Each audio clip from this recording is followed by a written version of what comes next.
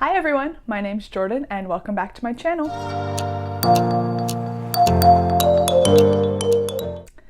Today I'm going to be first briefly touching on the entire Brandon Sanderson fiasco that was this week, and then I will be going into my February wrap-up. So without further ado, let's get into it. So earlier this week, Brandon Sanderson put out a short YouTube video that was like his weekly thing. He puts out like a weekly catch-up of what he's been working on. And he ends it with saying like, oh, tomorrow I'm gonna have big news. And it seems very dark and ominous. So then everyone takes to Reddit and is like, is Brandon Sanderson dying? Like everyone was convinced he was about to be like, I'm dying and I can't write books anymore. So then he replies to the Reddit thread and is like, guys, don't worry about me personally. I've just been really busy and it's affecting my work schedule. He says like, oh, stress has been really affecting me. And so everyone's like, okay, so maybe he's not dying, but is he still dying? Like no one knows what's going on. So then the next day he posts this YouTube video and he's like, all right, guys, I've been lying to you. The pandemic has caused me a lot of stress. It's been really hard on me. So it's really affecting my writing time. And everyone was like, okay, well, if he's just stressed, like, sure, we can give him that space to like slow down, because this dude is putting out books all the time. He's writing huge tomes and like putting them out all like at least once a year. So he's already writing an insane amount. So he's like, all right, since the pandemic started, I've had a lot more time to myself. And then he pulls out a full manuscript and is like, so I wrote a full secret book. And everyone's like, what? Like, no one knows what's going on. So then throughout this video, he explains like, so I don't have to travel as much for like tours and stuff. And so I've had a lot more time to write, blah, blah, blah. And he goes into it. And then he pulls out a second manuscript. And throughout the video, he proceeds to pull out 3 more manuscripts. My dude wrote 5 secret books in the past 2 years while still putting out other books. He's still writing Mistborn Era 2, Volume 4. He wrote Cytonic. Like, this dude is still putting out books. Rhythm of War came out last year. So he's still putting out a ton of books and also wrote 5 secret books. So he said one of them is like more of a middle grade that he isn't sure if it's going to be a graphic novel yet. So he said that one is kind of like off to the side for now. But he announced this Kickstarter for 2023. So you can sign up at different tiers and get 1 book quarterly. So you would get all 4 throughout the year. And then there's also tiers that involve like merch and stuff. So you would get something every single month. This Kickstarter was buck wild. This thing went off the charts, absolutely insane. He already is like way past 20 million. It's the largest Kickstarter that has ever been created. Like, it is out of this world. And yes, I did sign up. I signed up on the hardcover quarterly tier. So that one was a $160 tier. So I will be getting premium hardcovers every 3 months from Brandon Sanderson. Like, what? These are full-size adult fantasy novels. They're not like novellas that he's written. These are full-size adult fantasy novels. And he said 3 of them are in the Cosmere and 1 is just completely separate. This dude should be in jail. The fact that he can write this much is it just blows my mind. And I mean, obviously I'm happy about it. Like, we get more Sanderson content. I love Brandon Sanderson. I think his writing is great.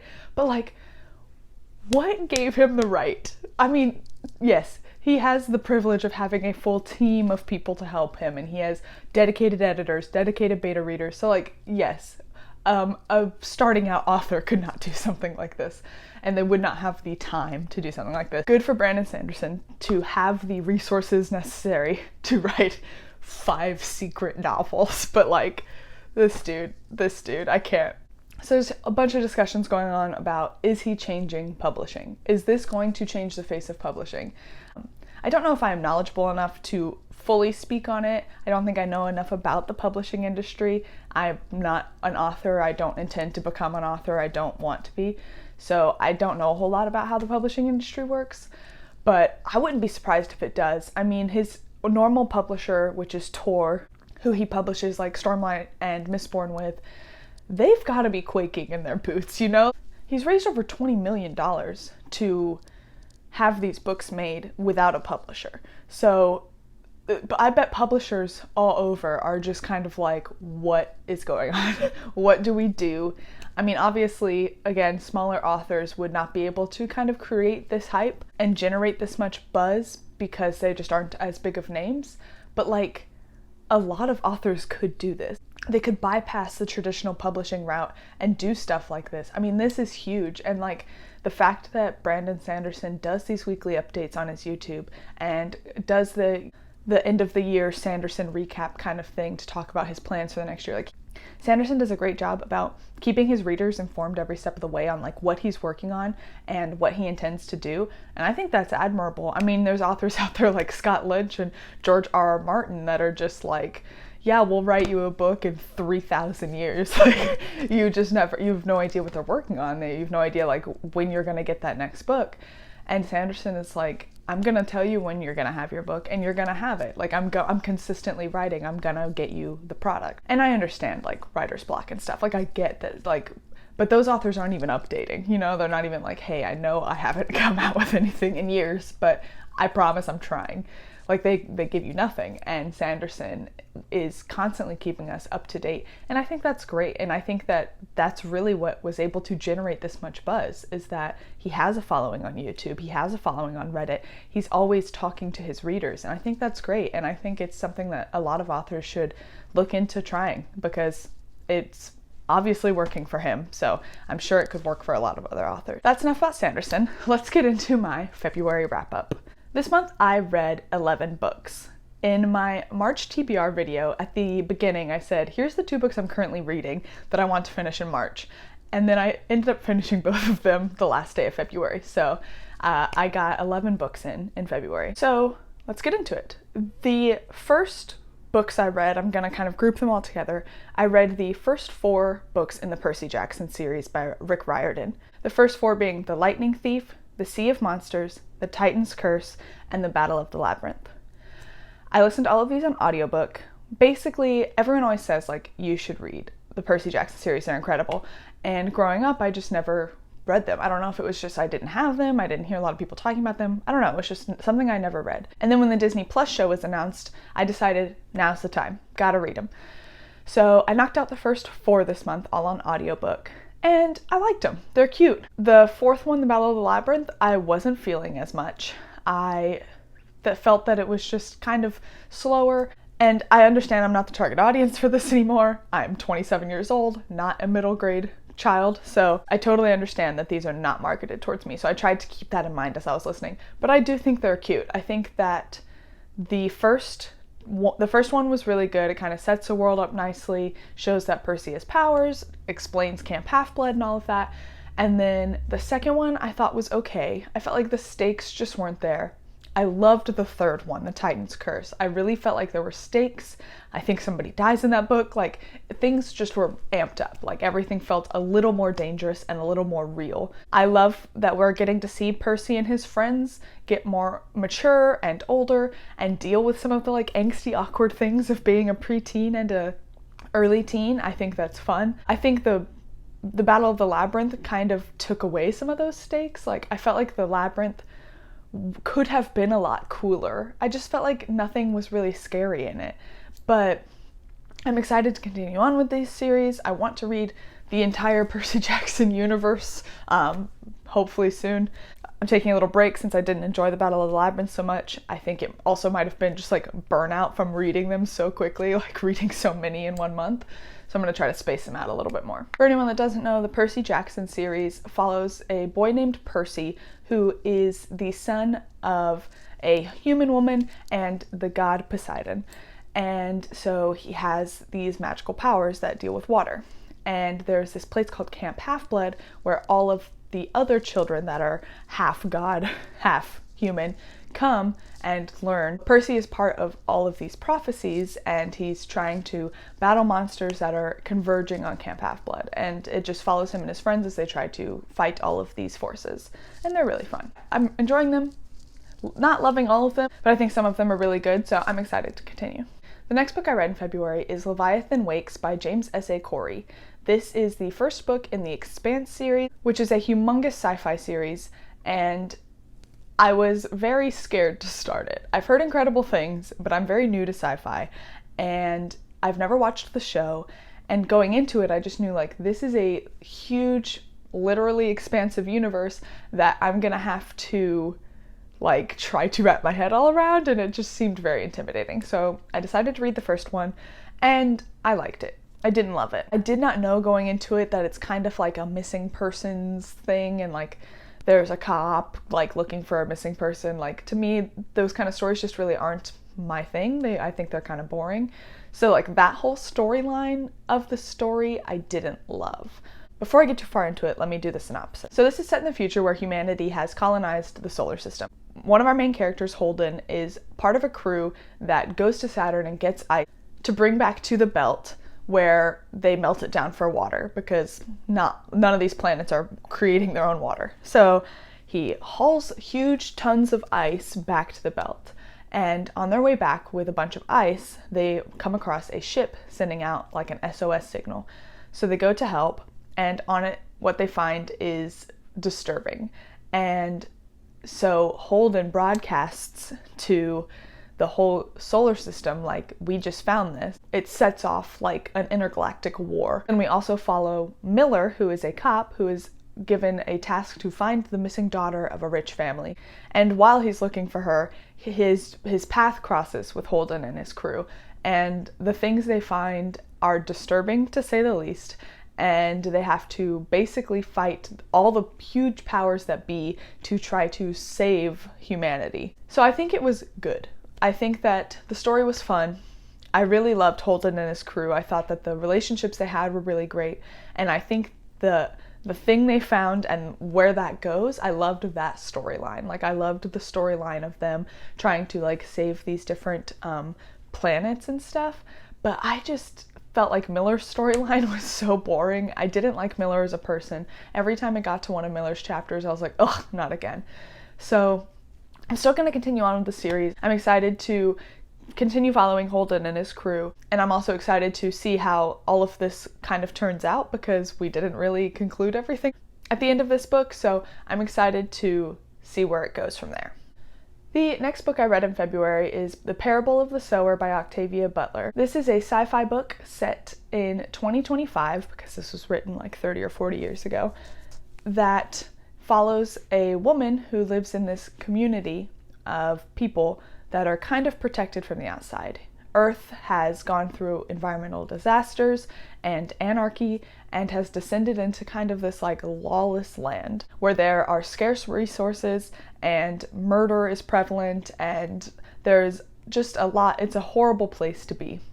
And so we follow this woman as she kind of decides to start her own religion almost. She starts writing in a journal where she starts coming up with this religion called Earthseed that she wants to hopefully use to create a community of people with a like mind that will work together to survive. The story is very dark. It follows these people as they're trying to survive and everything that comes with that comes with surviving in a place where there's no rules and where people are just out to also survive, where they will do anything to eat or find shelter. And it was hard to read at times, especially it being set 3 years in our future. Like, reading it now, I felt like that was like kind of ominous with all of the like natural disasters and stuff. It just felt very on the nose for what kind of where we are today. Obviously we are not in a like anarchist society or anything by any means, but like it felt like maybe we could be. I think it was an incredibly crafted book. I think Octavia Butler is an incredible author. I think that the feelings that she was able to evoke in me while I was reading it were just so haunting and beautiful. I think that the characters were very interesting. Her like ability to explore what a person would be feeling in a world like this. The things that they would be willing to do to protect themselves and the people they love. I can't imagine what that was like. I can't imagine the headspace she had to put herself in to write how these people were surviving. It got very dark. if you're going to read this, I would definitely check the content warnings because there are a lot of kind of triggering things, and there were a few points where I had to like close the book for a minute. So check that out if you're going to read it, but I would recommend this book. It is very good. I think it's important. But yes, I would definitely recommend this one. The next book I read was The Dragon Reborn by Robert Jordan. This is the third book in the Wheel of Time series. I kind of briefly touched on this in my March TBR video. I did not like this book.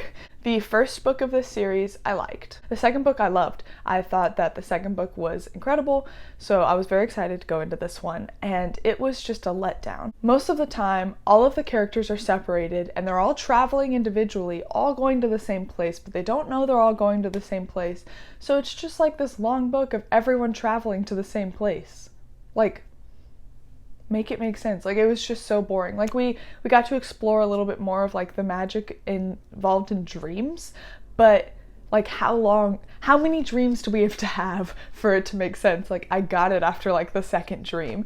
We just kept exploring like the magic of dreams, and I was like, okay, like, can we just be at the place now? And then once they all convened at this place, it got fun, it got interesting. I liked the ending, but like, why couldn't we have got there sooner? I don't know. I just did not love this one. I'm going to try to read the fourth one this month. Hopefully it gets better. I've heard that like after the fourth book, I believe, things really pick up and get incredible, because I think there's 13 books in this series, which they're huge. I don't know how there's 13 books, but I'm excited. I'm excited to continue. Hopefully the fourth one is better, and then hopefully they just get way better from there, because if they're all at the level of the third one, I probably won't finish the series. I did not like this third book. I felt like it was a waste of time. It was a lot of words that meant nothing to me. Sorry if that's a hot take. The next book I read was another book I did not like, and that is The King of Battle and Blood by Scarlett St. Clair. This is a book that just recently came out that I've seen a lot of people talking about because it's like a steamy vampire romance. And it was a steamy vampire romance, I'll give it that. This book kind of follows a woman who is forced into a marriage of convenience, kind of, with this king of the vampires that is taking over all of the land, and he's basically like conquering all of the human lands and killing everyone in these towns. And she's like, yeah, he's hot, I'll marry him to save my people. And what follows is like her finding out that like she loves him, and it's like this whole romance. And I'm like, he's still out here killing people. Like, he's still out here just wiping out towns. And the big reveal at the end made me angry, because I don't want to get too far into it because I don't want to spoil anything, but like a lot of stuff was hid from her, and she was just like, okay, sure. And I'm like, they lied to you this whole time. I don't know. I don't want to get too far into it. I don't want to spoil it. I just felt like it was all kind of weird. And like the steamy scenes didn't even make up for it. Like sometimes if a book is not very good, but the steamy scenes are great, I'm like, all right, I'll deal. But like, they weren't great. I will say, I finished this book in one sitting. I read it all one morning, so it was entertaining enough for me to do that. I read for like 4 hours straight. So it was definitely entertaining, but the story was bad. It was bad. So I don't think I would recommend this to anyone unless you want like a quick steamy vampire read, but there's better ones out there. So yeah, I don't think I'd recommend this one, but if you want to read it. Steamy vampire stuff, I don't know. The next two books I read were the second and third book in the Legends of the First Empire by Michael J. Sullivan, which are The Age of Myth and The Age of Swords. I really am enjoying this series. This is my first series by Michael J. Sullivan. I touch on it in my March TBR video, but I'm really enjoying them. I think that the characters are just so lovable. I love everyone in this series. I want the best for everyone. I think Michael J. Sullivan does a really good job of writing female characters. I think he does an incredible job of like making these women empowered while also doing like what they're good at, not just making them like, oh look, women can be warriors too. Like, no, they have their own skills that they use, that they bring to the table, that help everyone. I think that the plots are fun, the politics in this world are fun. I like that we kind of start small and just get bigger and bigger and bigger in each book as far as like how much of the world we know. And I think that really makes it digestible and lets us really explore the characters and explore who they are. And I think that the choices they have to make are always tough. There's always stakes. I'm really enjoying this series. And I've heard that his other series that starts with Theft of Swords is like even better. So I'm very excited to finish this one. and get into that one. I just think that I'm going to really love all of his books. The last book I read in the month of February is The House of Sky and Breath by Sarah J. Maas. This is the second book in the Crescent City series, the first one being The House of Earth and Blood. This book, guys, I don't know. I don't know if I liked this book or not. I'm going to do a dedicated review for this book, so look for that. It should be up on Wednesday. So I'm not going to get too far into my thoughts on this, but I really just don't know if I liked it. I think that it was way too long. Like, there's no reason it needed to be this long for what happened. There was too many points of view. The characters did some things that just felt like out of character for them, but also like, why did we follow so many different plot lines? I don't know. Again, I'll get into this in my dedicated review. It wasn't awful, but it wasn't great. It was not at the level of some of her other books. And yeah, I don't know. I just don't think this was a great installment. I will definitely be continuing the series because the ending, like, everyone knows the ending, which I also don't know if I liked that. Again, I'll get into it in my other video. I don't want to get into it right now, but the ending, I don't know. I can't decide if I liked it or not. Look for the dedicated review for this on Wednesday. I will get into some non-spoiler thoughts for people that haven't read it yet, and then I will also get into spoilery thoughts for the people that have read it, and we can start a discussion about if this is good. So that is all the books I read in February. I am very excited for what March is going to bring. I've already started reading a few books. I've finished a couple, I think. I finished 1, 2. So excited for what March is going to bring. If you want to see what I am going to be reading this month or what I hope to read this month, you can go check out my March TBR video. You can also follow me on Goodreads and StoryGraph and Instagram to see what I'm currently reading, what I've been reading. I post reviews on all 3 sites.